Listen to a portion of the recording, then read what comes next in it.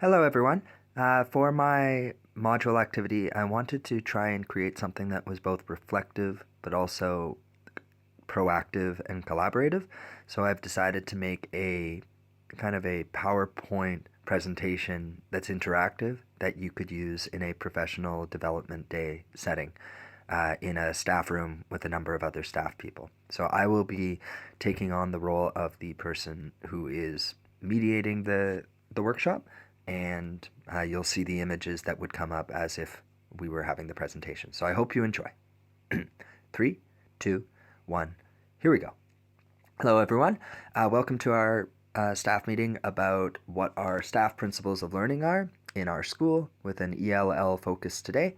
I'm Mike Kaprazak, and I will be running the workshop today. So, looking at today's objective, we're using Jun Lee's Principles of Effective English Language Learner Pedagogy. This was a document we read earlier this week. And we'll have 3 goals today. First, to define some key objectives, looking at the content. We will consider their value in a discussion, and at the end, we will work in groups to illuminate our individual and collective positions. Now, what are these principles? We'll have a quick review with a very easy to follow slide. Not quite. There's a lot of information there, so it's a little complex, so I've simplified it for this workshop, but if you look in your handout, you will see that we have the entire 9 principles there. So basically, I've simplified it down to this level. I will review them really quickly right now. Number 1, the principle of high expectations and high-level thinking. We want our ESLs to succeed, and we have to help them believe that they can. We have to challenge them and give them high expectations. 2, we have to adapt and accommodate. These students are not in an ESL classroom. They are in a regular mainstream classroom. They are English language learners. So there's still content that we are responsible for. We don't need to necessarily change the content. What we have to do is adjust the way we teach the content and, if possible, make it more relatable for English language learners. Which leads into number 3, making it matter. Right? ELLs come from another culture, right? But they have a lot to contribute, and they could be very active members of the classroom if they are motivated and encouraged to join in. 4, help them learn how to learn. Now, this isn't just a policy regarding ELL learners. This should be something you consider for all of the students in your classroom. Do your students know how they're learning, or are they just memorizing? Right? You have to help them understand the processes in which they're learning. Number 5, this is a big one, that native language or language 1 for the students, it's okay. Right? ELL students have a different starting point, and we can use native language strategically to help them. Okay? Number 6, teach vocab and actually use it. We cannot just list vocabulary words and phrases to memorize. We have to create meaningful contexts for ELLs to use them. Kind of thing where we don't want the learning to stop in the classroom. We want them to take what they've learned and maybe bring it home for dinner and talk about it at dinner with their host family or their families. We want to give them a context to use the knowledge they're learning. Number 7, building reading comprehension. Now, we've studied a lot of videos this week about the cognitive advantages of being bilingual and multilingual, and this applies to reading as well. If you have a strong reader in one language, that can translate into another language. Number 8, model speaking and create dialogues.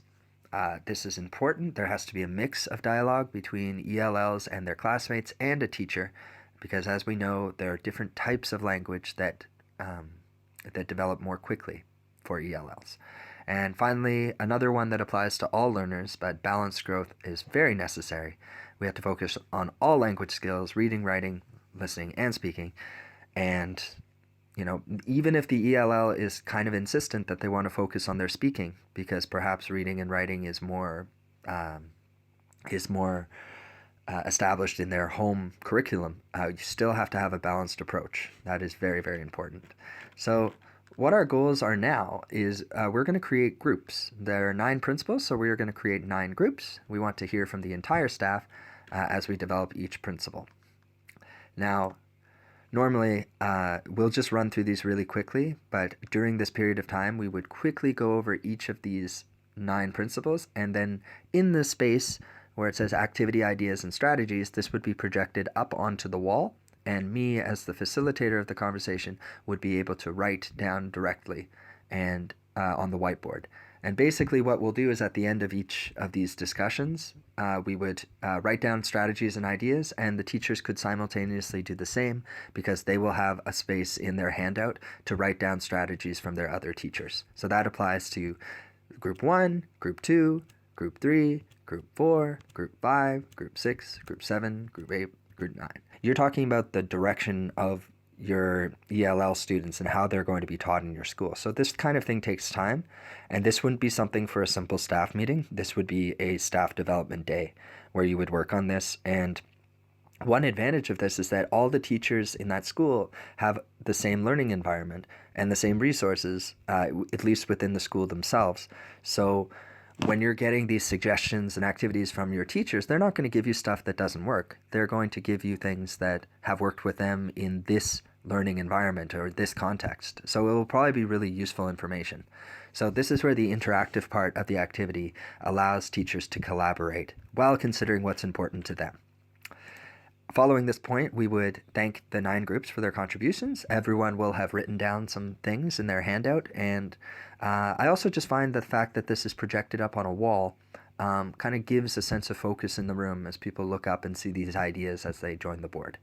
One final thing I wanted to do was finish with a group activity that's more about ongoing direction, and this is called 3 Strengths, 1 Challenge. So basically what I would say is I would ask each person to look in their handout, and there are some post-it notes of different color. I would like them to put 3 post-it notes of green color in the areas in which they think they do well, and to put a red post-it note in the area where we need to practice. And I think the cool thing about this is that it will give an entire visual representation of our school's collective strengths, like what as a school we do very well.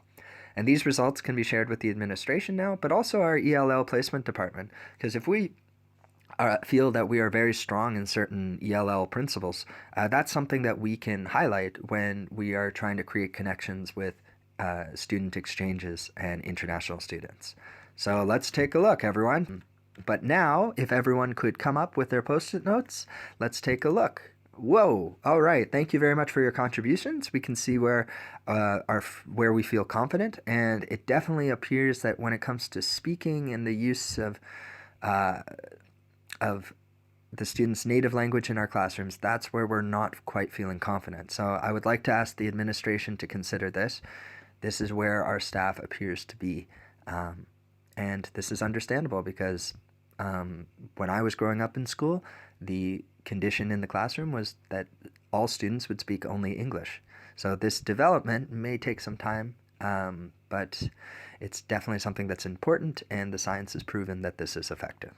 I've also included my own reflections, but I will be sharing those with the administration about the things that I do well, and I encourage you guys to do the same.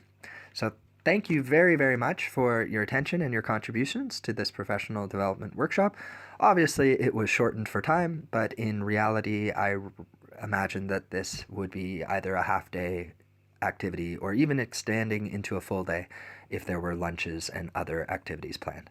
But thank you very much. You can also read the document on its own. It's attached as a PDF. I just wanted to give a sense of how the presentation would go in person. Thank you very much for your attention, and I hope you enjoyed.